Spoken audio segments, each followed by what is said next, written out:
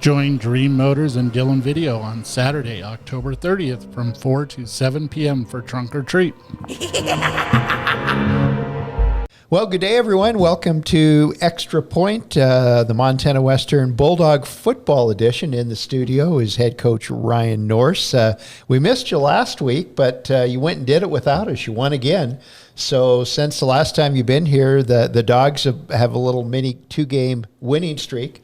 You beat Northern 42-28 homecoming, and then last week you beat the Orediggers on their home turf, 45-21. And we were talking before we went on. That's the first for you as a coach, and you were very eloquent in why. That's a hard place to win. It's just a hard place to win. Yeah, I mean it's a rivalry game, and it's hard enough to win on the road, and then to win in a game that's emotionally impacted like that game is. It's a big challenge to win. So yeah, it was a fun day. Well, 599 yards in total offense. Your two-headed running back attack almost put a couple hundred yards on by themselves. John got out and had another typical John Jen day, 359, something like that, passing, and 4 tweeters. So, wow, offense you had to been, considering you're the offensive coordinator. Yeah. Everything you called worked. The boys executed, which you say is the optimum word, execution.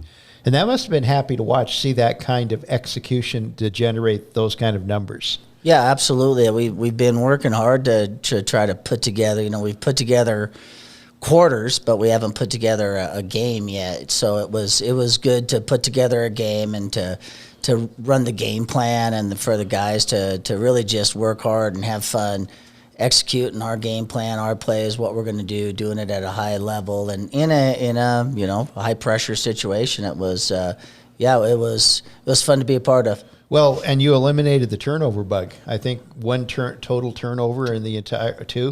Yeah. 2, but considering that the week before there was 5 turnovers, that from 5 to 2, that's got to look good. Positive movement. That's for sure. We need to clean it up. I think that's one area where if we can look at where we're at and where we need to go to continue to have success. That'll be in areas for offensively to clean up those mistakes in terms of turning the ball over, and defense to create some more turnovers. And speaking of defense, they had a great game. The run defense held Tech to 87 yards rushing, which was way under their average. Coach Good, your defensive coordinator, had to have been very, very happy with his defense. Well, we were happy with the run game and about, again, 3/4 of the game, but then we had that lull in there where for whatever reason, we were poor on the back end in terms of pass defense, and we weren't rushing the passer and just not executing the things that we needed to, and gave up 14 points there in a fairly short span, which was a bit of a negative. But again, growth can and will occur in that instance as well. But overall, a good game, but I wouldn't say a great game defensively. Well, the coaches across the country looked at it a little bit and bumped you up 3 places in the coaches poll. How much do you put in stock to a coaches poll, to a poll like that? Well, there's nothing you can do being out here. You don't get as much respect nationally, so you have to win, and it's a challenge to be ranked in the NAIA poll. It's a Midwestern outfit, and it's just a challenge. So maybe 20 is good, I guess. I mean, are we a top 20 team? I don't know if we are. I'd like to find out, but if we're going to find out by getting to play anybody else in the country to see where we're at, we have to keep winning, and that's just the reality of the situation. Well, and if the Frontier is going to send 2 teams have to be in that top 20. Yeah, I would it would be hard to get 2 teams in. I think they would make certain that didn't happen. You'd have to be a couple of 1-loss teams, I would imagine. But yeah, there's nothing you can do about it. Again, it's one of those things you can't control. The only thing you can control is whether you win or not. Well, let's talk briefly about your defense, Joe Canseco. One of your stars of linebacker. We had Kyle Schulte in. Joe seems to be a young man who it does what you want him to do. He keeps getting better with every outing.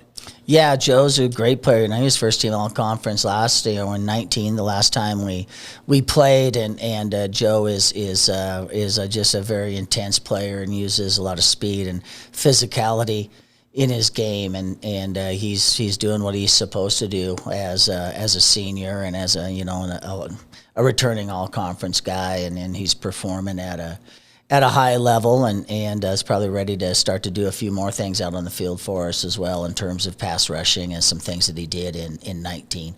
Well, one thing we haven't talked about since we started this at the beginning of the season, I know as a team, you choose players of the week after every game. Like I said, we haven't talked about it. How about players of the week after the win over Tech? I think, let's see if I can remember. I move on pretty fast. So, John Jund was our offensive player of the week. John has his best game of the season and starting to produce and at a high level and meet those expectations. So, and defensively, I believe it was Kyle Schulte. Did a great job against the run that day, and special teams wise, it was Cameron Laws, a redshirt freshman for us, who's really played fast and got in the mix on things and really made things happen on punt team and punt block and kickoff. So those were our 3 guys that I believe got them last week. Okay, we'll take a break and come back and talk about your next opponent. We'll do it right after this on Extra Point.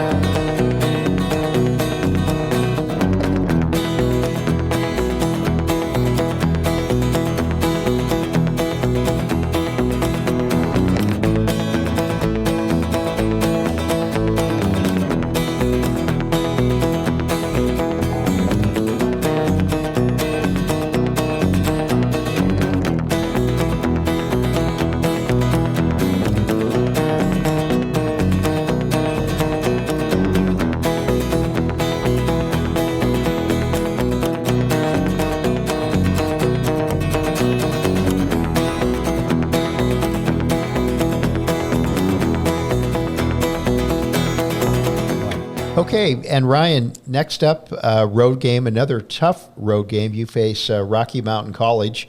The Bears have surprised everybody, but they fell down to earth a couple of weeks ago. They surprised College of Idaho on the Yotes home field, and then they got surprised on their home field by Montana Tech for their first loss of the season. They are one of 3-1 Frontier Conference leaders, so another rough one.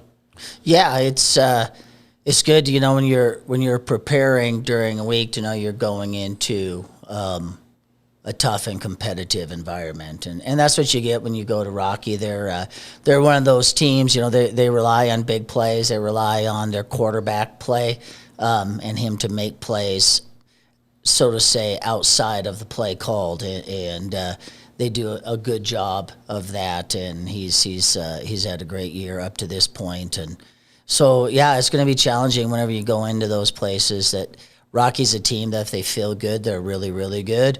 If they don't feel so good, it could be a long day for them. So we want to make sure they don't feel too good about themselves. Did they have one of those days last week in Havre against Northern, or is Northern getting better? Well, I think Northern's vastly improved, and one of the things you look at, as you go through the season is, some teams, at some point a team is going to plateau, they're going to peak and where they're at, and you want to make sure that peak is towards the end of your season. So there's always growth occurring as you go through your program, and we've been growing each week, and we've been improving each week. So, we talked about some of the things we're going to improve upon this week, and that's one of the things with Rocky is, we don't want to get them feeling good so they can execute and get those improvements that I know they're working on, because the last 2 weeks they've continued to digress a little bit or maybe stay right where they were as a team. I would say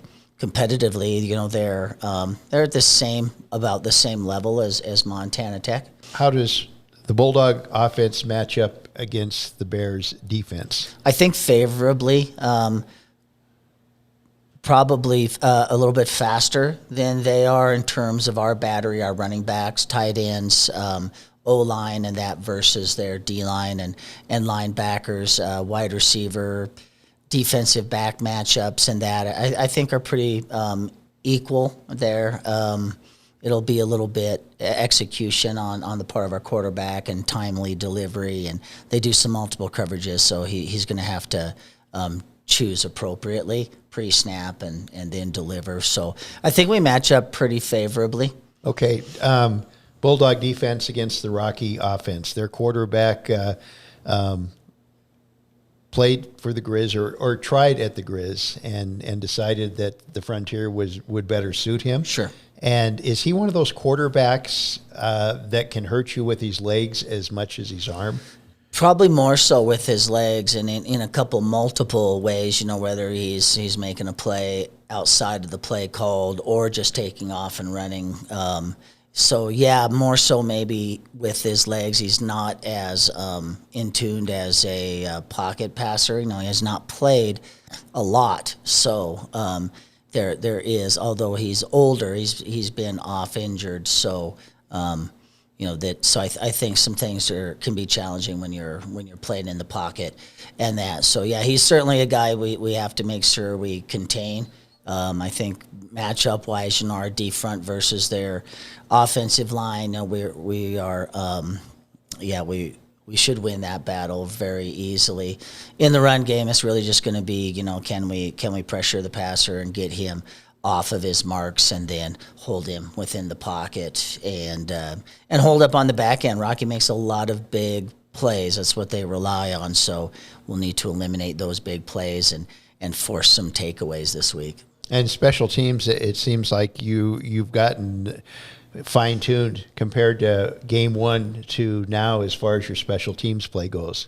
Yeah, I think our snapper situation, Hayden Juicy's really stepped up and has become a very good long snapper for us. And of course, our punter, coming back from 19, Joseph Lima was an all-conference guy, and he's still doing it very, very well. And John Mears, our freshman kicker, is coming along very well. He made his first field goal against Tech. It wasn't pretty, but it went in, and so yeah, that game has been going good, and we're kind of finding out. We're playing so many young players. We're finding out who really has the juice to be able to play on those teams, and to it's a challenge to be a special teams guy sometimes, because you're coming off the field cold a lot, and you got to go do this explosive football play, and it takes a pretty special guy to do those things. Do you have any of your starters that